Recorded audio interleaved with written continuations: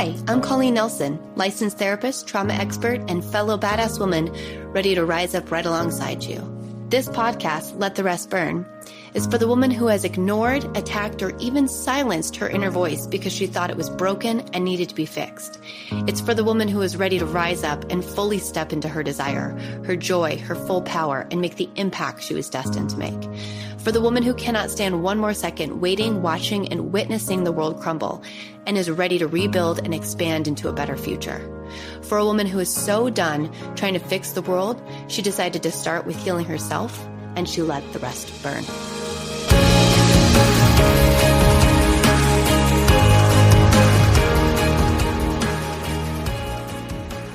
Hello, everyone, and welcome back to Let the Rest Burn.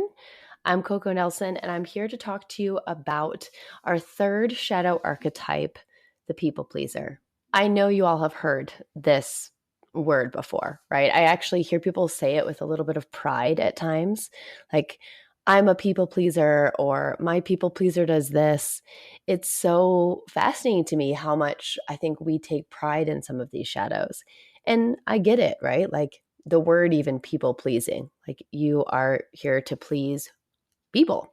And as a woman, I've definitely been taught that being a nice girl is a bit of a people pleaser, right? What I need to do in order to get friends, be deemed as kind, be the girl that I was supposed to be, was to make sure everybody around me was happy first. Today, we're going to really distinguish between what it means to be kind and compassionate and care about people in your life and what it actually means to be a people pleaser, and why being a people pleaser actually hurts the people in your life so much more than if you just set a boundary and ask for what you need, right? It actually doesn't serve the people that you love. So let's just start off with like the definition of what a people pleaser is and where it comes from and why it's here. Okay, so a people pleaser is somebody who self-abandons in order to make other people comfortable because it makes them so uncomfortable when other people are uncomfortable. So it's self-serving in a way, but it is really us trying to navigate uncomfortable emotions in our body. And by doing so, we are using self-betrayal and sacrifice to justify our actions, right? So I'm going to not go to the play because I know that Nancy really wants to go to the play and it's good for Nancy. So I'll just stay home. And I noticed how upset Nancy was that she didn't get a ticket to the play. Then you sit at home and you seethe in resentment, anger, and frustration at Nancy and your friends for taking Nancy. And then really, at the end of the day, Nancy gets to go to the play, but your relationship and your friendship and your experience isn't enhanced. It's actually now even more unhealthy.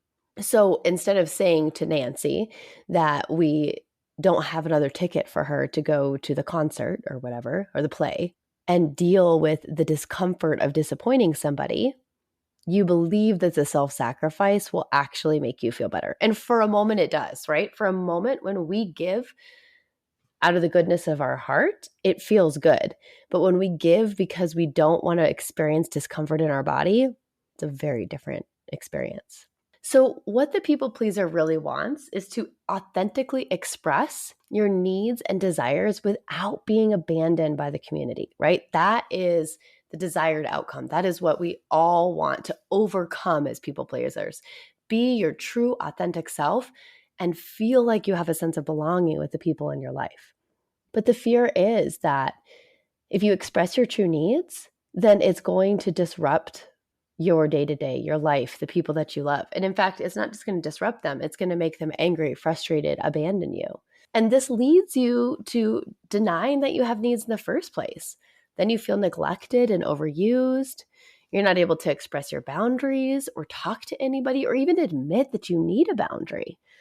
I see this as like a constant saying yes to the things you don't want to do, which leaves you in a position of not actually ever saying yes to what you want, right? If with every no that we communicate, we are also saying yes to something.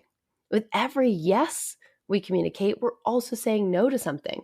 And if that no is consistently you are saying no to yourself and what you want, you end up in a position where you actually resent and hate being around people. Because what ends up happening is every time you're around somebody or you want something, you have to go through a level of self-abandonment. This is the most challenging piece of the people pleaser is when people come into my office, when I'm talking to you online and we're talking about the people pleaser, they're like, I know that I do this. I know that I say yes too much. But what happens is when I say no, the feeling in my body is so intense that I don't want to experience it. I want to override it. So I prefer the feeling of self-sacrifice than the feeling of guilt and shame. I get it. Okay. I get it. But the wave that comes from the guilt and shame is smaller because it's not real. It's not tied to anything bad you did than the wave of resentment and self-sacrifice. That is consuming. It's consuming. And it consumes you from the inside out. So where does the people pleaser come from? Why does it develop, right? So with all of our archetypes, they start in childhood when we are trying to be human, and especially young children, their survival depends on their caregivers being emotionally, physically okay. And so if it means that they have to self-sacrifice for their caregivers to be okay, they will do it. And they'll do it out of survival. Like it is ingrained in your body. And it almost comes down to this experience of, I know that I could set a boundary or that I should, but the retribution from my caregivers for setting said boundary is so painful, I'd rather not set one at all. And it gets reinforced over and over and over again because people pleasers are usually seen as good kids. They follow the rules, they do what they're told. And it's almost surprising when they lash out because it's like a volcano effect, right? They build and build and build and build, and then they lash out because they're absolutely exhausted and frustrated with all the giving and without getting anything in return, right? This is not an exchange of energy. This is not a, I give something for you, you give something to me, and we exchange it. This is a, I'm just going to give because I feel uncomfortable even saying that I need anything in the first place. So those of you that are listening right now, if you're thinking, okay, Colleen, like I get it. I hear you.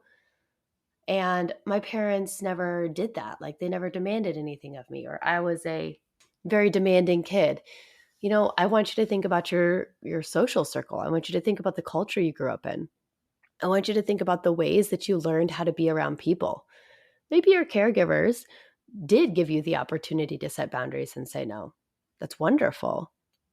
But people pleasing is ingrained in our society, especially for young women.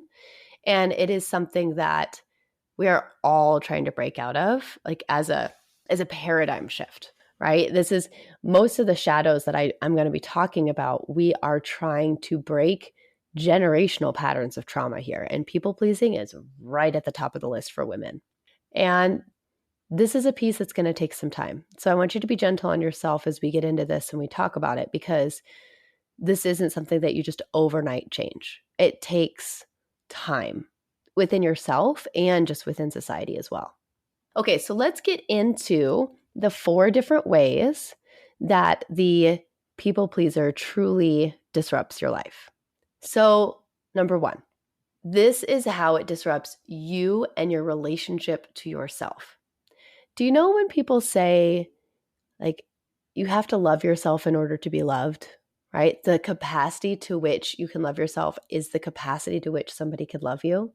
What happens when the primary relationship we have with ourselves is ignoring, dismissal, invalidation, just absolute straight, like disdain?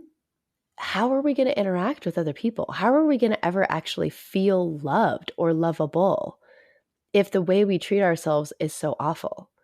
And you might be thinking, but wait a second, like people pleasing isn't treating myself bad. I'm just trying to make other people comfortable. But at what cost? How far will you take it? How would it feel to be in a relationship with someone who every time you expressed a need, they told you it wasn't valid and that someone else's need was more important? Because that's what you're doing to yourself, right? That's the conversation you're having with yourself. And This self relationship is so limiting, so trapping, so exhausting. And then you get to a place of resentment where it builds up so much in your body and you don't know what to do and it just explodes. And then you get upset with yourself for that behavior. Like, who is this person?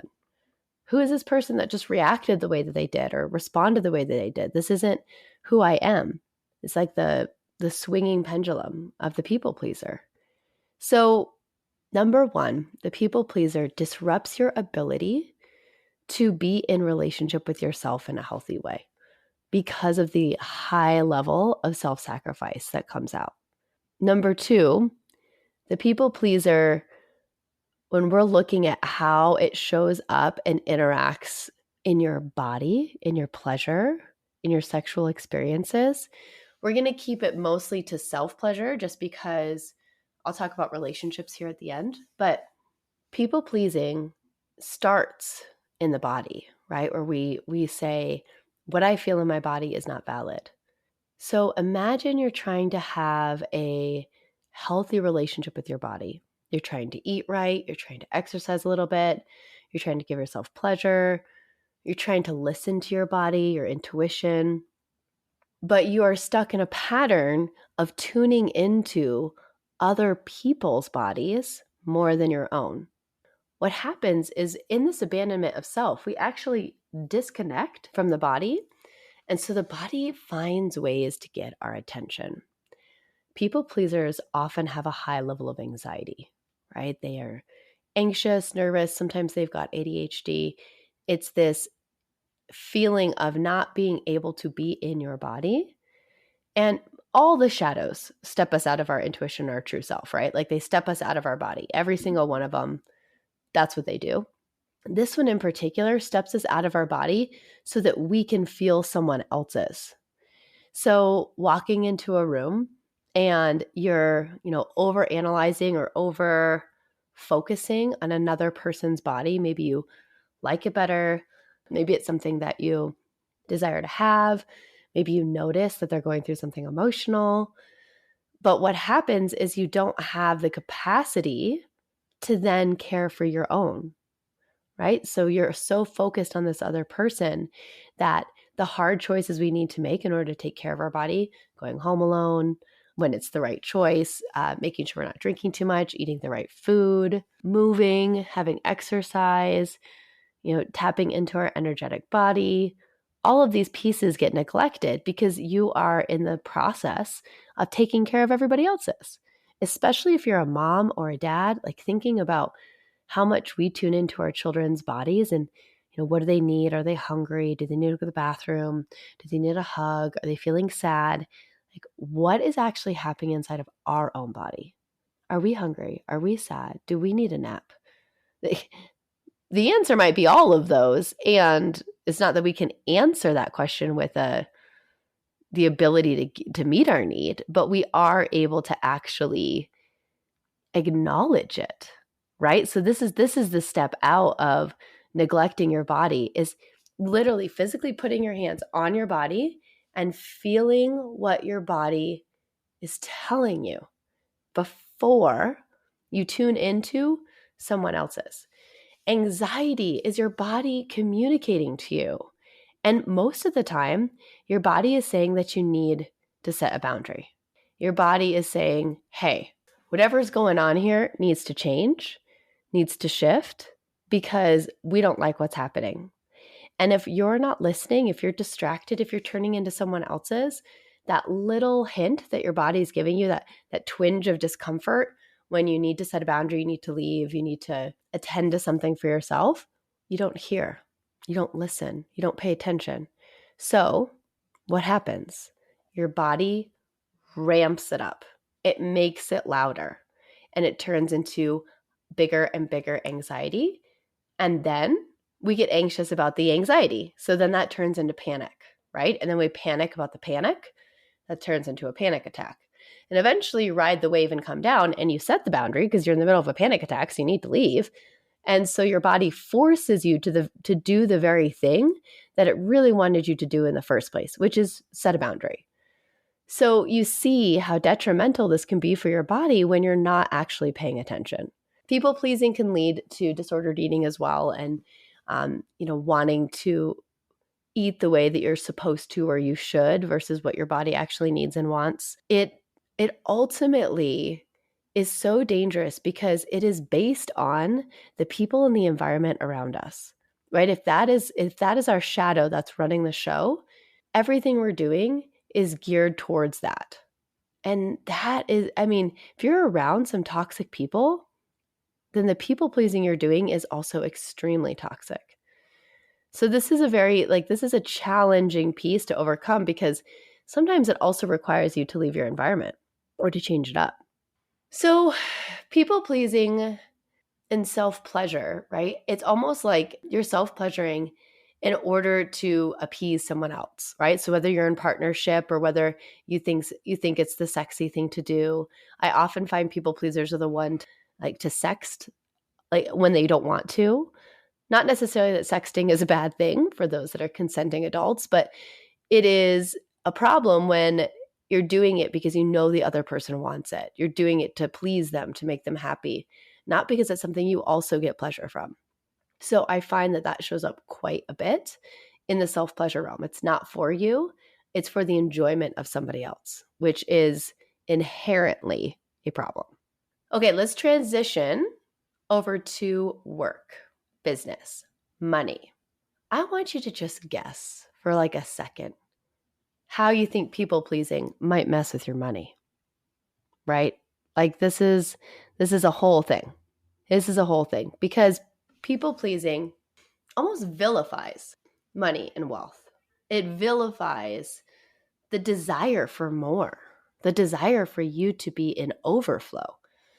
So I oftentimes see people pleasers when they do get money, when they do have some success, what ends up happening is they give it away, they spend it, they don't feel like they deserve it. They feel guilt and shame when they experience it. So they do everything they can to shift away from it, right? And so it doesn't matter what amount of money they get in their bank account, it's immediately something that they're going to move. Maybe they're going to pay off somebody's debt. Maybe they're going to, have all of these charities they want to give to. But the last thing they're going to do is actually take care of themselves. So I really think that this can get dangerous, right? Because here we are again, like in this cycle of wanting to care for people in our life, but without caring for ourselves first, we end up in a position of like extreme neglect and anger and resentment and frustration. And that puts you in a position to overgive. And when you overgive, I think about it like one of the later archetypes is the Scrooge. It's like the people pleaser almost turns into the Scrooge eventually because you just feel so used by the world. And you give and you give and you give and you give. And then when you ask for something, people set a boundary and they say no. And it's with money, especially with family, that can get really, really tough. So if you find these patterns are landing for you as I'm speaking them out loud, if you find yourself saying, oh my goodness, yes, I do this. I do this with money. I want you to practice the art of holding it. Like it comes into your bank account and you let it sit there for a couple of days, maybe a week, maybe a month, and you don't touch it. This is overflow money, right? Like obviously when money comes in and you need to pay bills, you need to pay bills. But I'm talking about overflow. When you have overflow in your bank account, what's your next step? What's the next thing you do? I want it to be that you just hold it for a second. Don't give it to anybody. Don't spend it on anything. Just hold it for a second. And ask yourself the question over the course of that month, over the course of that day, that week, however long you give yourself, if everybody had everything they needed and wanted, if everybody's needs were met, how would I want to spend that money? And I want you to think about, is there a way I can actually do this for myself? What would it feel like to go buy that dress you've been looking at for months? What would it feel like to take yourself on a retreat or a trip? What would it take for you to invest that money in yourself and your healing. As scary as it is, and as uncomfortable as it might be, it's extremely rewarding and becomes something that I see people honestly become even more abundant with. You spend that money on yourself in a way that feels like it fills you up and makes you healthier, more money's coming your way. More money is coming your way. It's not a one-stop shop when that happens. But you spend that money and you feel resentful and angry and frustrated, the universe is going to stop sending you that money, right? It just wants you to feel good about it. That's the point. It's an exchange of good energy. When that energy isn't good, the energy shifts. In business, similar to money, I see people pleasers overgive with their time. And I see this a lot in the service industry, wellness industry, coaching industry, but like really it shows up when you are in a position with an authority figure, with a team member, with a colleague, and you want them to like you, you want to experience a feeling of belonging. And instead of being your authentic self and finding out what happens and staying in your integrity, you end up actually giving way too much. And sometimes it feels like the exchange is definitely unequal, but it also feels like it is like we'll over explain. We will take way too long to make a decision. So it can actually be very frustrating for all our colleagues, our bosses, our employees, our clients, because if you're not being clear, crystal clear with your boundaries, they don't know how to be crystal clear with theirs. So it sets up the dynamic in a really, really unhealthy way. And this is a problem, right? This is where things get tricky in business because, if you overgive because you want me to be happy, you expect the same from me. And then if I don't do it, I'm villainized. And then things get nasty and defensive and frustrating for everybody because you expect that if somebody gives their time and their energy and their attention to a project, to you, to something that you are working on, that they're doing it of their own free will. When they imply that they're doing it in order to get a return from you that isn't clearly communicated, then it feels manipulative, right? So do you see how these exchanges can be really unhealthy? And I'm just talking about the business relationship, but obviously this is going to shift into the intimate partner friendship category as well, right? So this is where I want you to really ask yourself, at what cost am I willing to continue the behavior of the people pleaser? At what cost am I willing to put myself in a position where all of these negative effects compound and come at me and put me in a position that makes me feel so uncomfortable and so unsafe? At what point am I just going to sit with the discomfort and ride the wave to the other side and set that boundary? It's so important to ask yourself this question. And this brings me to this final piece, the relationship, okay? So the relationship is so critical to address with the people pleaser because I find this is where it plays out the most. So I firmly believe that women are taught to be people pleasers in relationships, right? They're taught to be codependent. Men are typically taught to be shut down, self-serving, leaders, but not in an actual leadership way, like in a dismissive way, which doesn't give them the option to have any depth or have any capacity to be their full selves either. So women go in as people pleasers, men go in as takers, givers and takers, and then everybody feels awful about it.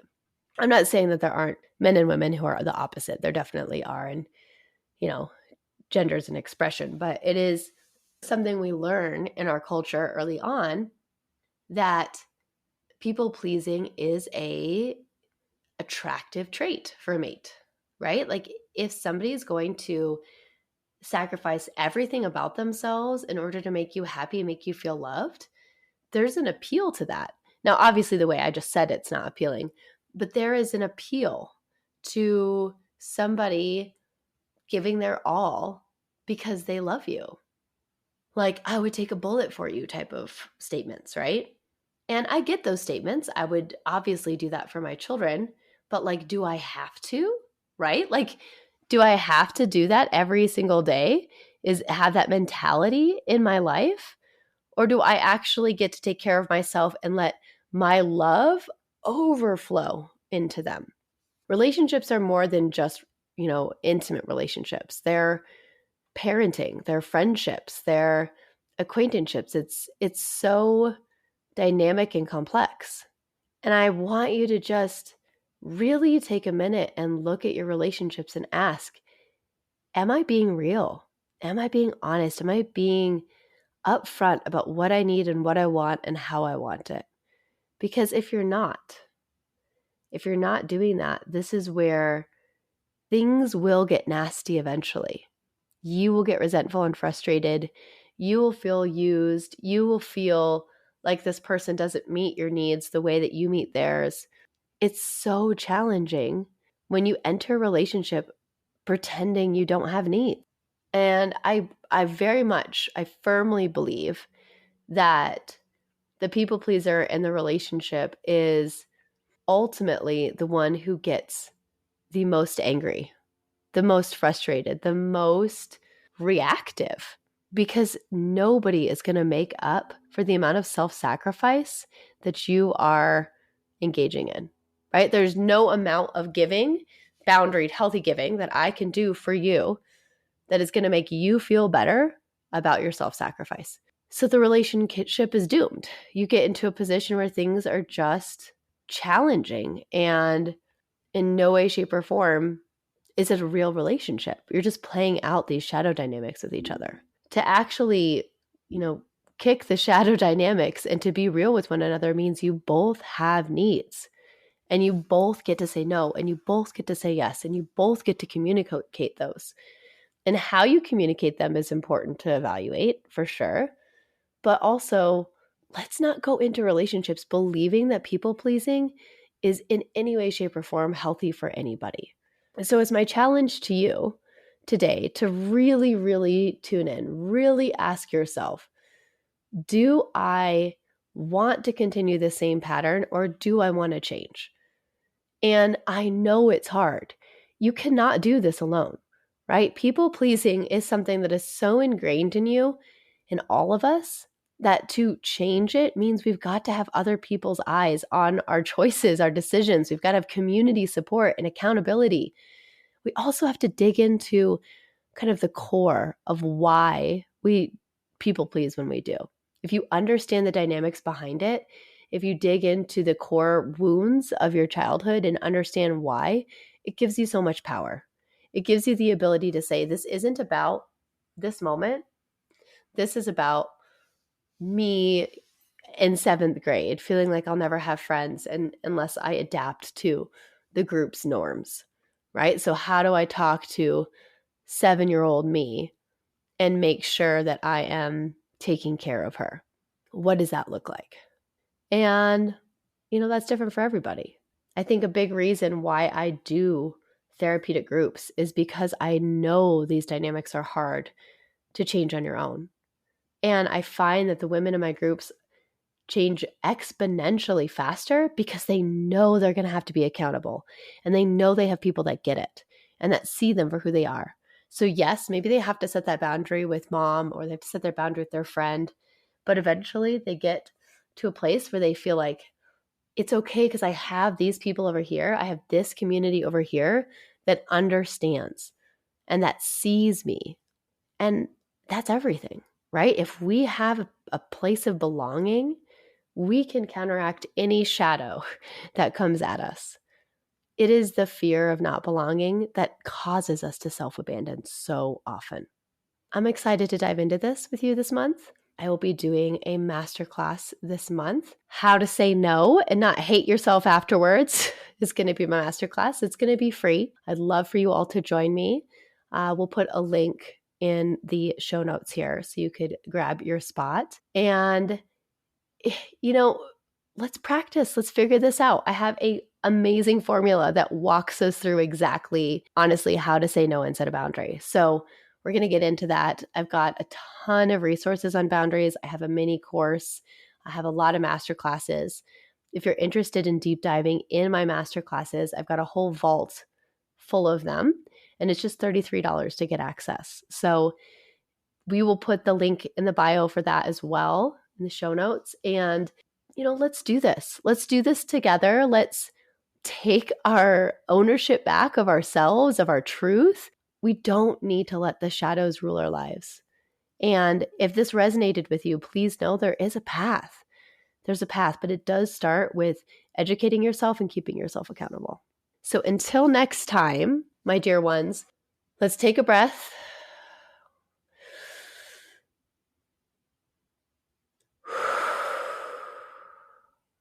Let's come back to our bodies and let's make some change.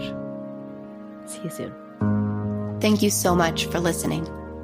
I appreciate every single second that you chose to set aside for you and the impact that you're going to have on the world today. To be inspired, to be seen, and to hold space starts with the very actions we take with ourselves. Look at the show notes for more information. Like and subscribe, and share with friends if you feel inspired to. And as always, let the rest burn.